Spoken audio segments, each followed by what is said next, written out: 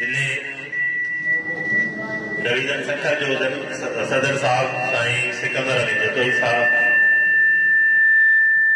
General secretary साईं सईद अहमद जाचड़ साहब, जिले सखर जो सदर साईं मुमताज हुसैन शाह साहब, जिले खैरपुर जो सदर साईं खैर मोहम्मद सूमरो साहब, तालकंजा सदर general secretary and worker convention मौजूद सब दोस्त अस्सलाम वालेकुम।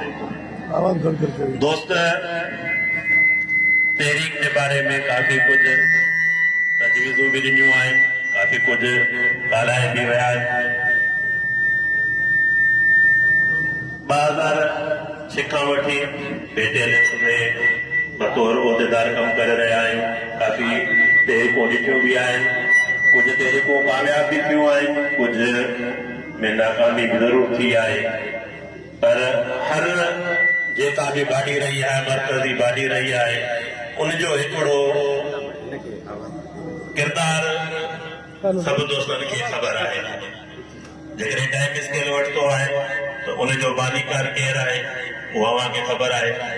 अॼु बि उन्हनि खे सुठनि लफ़्ज़नि में यादि कयूं था। उन खां बाद अपग्रेडेशन हुजे, 16 स्केल हुजे, ॿिया मसइला मसाइल जेका बि आहिनि जन मरकज़ी बानियुनि हल कया आहिनि, उन्हनि खे सुठे लफ़्ज़नि में यादि कयो थो वञे। हीअ असांजो ईअं सम्झो त आख़िरी टेन्यूर आहे, मरकज़ी बानी जो टाइम पूरो थियण वारो आहे। उनजे लाइ आउं पंहिंजी मरकज़ी काबीना खे ऐं जेके बि हिते दोस्त वेठा आहियो, तक़रीबन सभु सीनियर दोस्त आहियो, सीनियर दोस्तनि जी इज़त ते हिकु मिनिस्टर वार कयो आहे।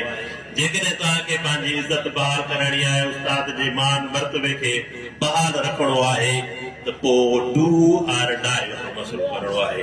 जेकॾहिं असां पंहिंजे उस्ताद खे इज़त ॾियारे वियासीं, का शइ करे वियासीं, त तव्हां हमेशह उस्तादनि जे दिलनि में ज़िंदा रहंदो।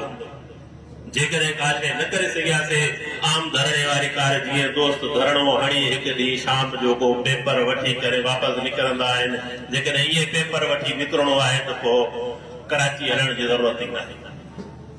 अॼु जेको ई वर्कर कन्वेंशन हिते असां ॾिसूं था, जेकी उस्तादनि जी शिरकत आहे या अदब दिलचस्पी जेकी मां ॾिसी रहियो आहियां, उनखां बहितर आहे त पाण कराची न हल त बहितर आहे। छो त हिते ख़बर पइजी वई आहे त असां में केतिरी जेको जदोजहद आहे, केतिरी असां में सघ आहे, केतिरो असां में जज़्बो आहे। पोइ बहितर आहे त कराची हली करे पंहिंजो पाण खे ॾिठो करण खां बहितर आहे त पोइ मिनिस्टर खे जीअं ॻाल्हाइणो आहे पियो ॻाल्हाए। असांखे उन शइ जी ज़रूरत ई न आहे जो असां कंहिं असांजा उहिदेदार, मरकज़ी उहिदेदार, डिवीज़न जा उहिदेदार, ज़िले जा उहिदेदार, तालकनि जा उहिदेदार सभु आम उस्ताद जी इज़त लाइ सभु कुझु कनि। जेकॾहिं उस्ताद ऐं उहिदेदार बि असां सां गॾु न बीठा आहिनि त पोइ ज़रूरत ई न आहे। जेकॾहिं तव्हांखे मरकज़ खे क़ाबू मज़बूत करणो आहे, उनखे कामयाबी ॾियणी आहे, त पाण वचन कयो। जेके तव्हां दोस्त वेठा आहियो, हथ मथे करे घटि में घटि 2 खां 3 उस्ताद हिकु माण्हू वठी ईंदो। बाक़ी तालकनि वारे जेके दोस्तनि खां बि तजवीज़ ॾिनो आहिनि, तालका ज़िला उते उन्हनि जी कैंप लॻंदी, हर शइ लॻंदी।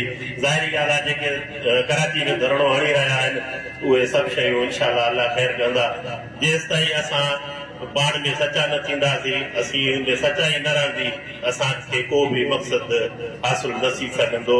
मां पंहिंजे मरकज़ी अॻुवान खे इहो यकीन ॾियारायां थो त ज़िलो घोटकी अॻु में बि हमेशह सरे फ़रिश्त रहियो आहे, हाणे बि इनशाअल्लाह अल्लाह पाण मल्हाईंदो। अस्सलाम वालेकुम। यादि रखो।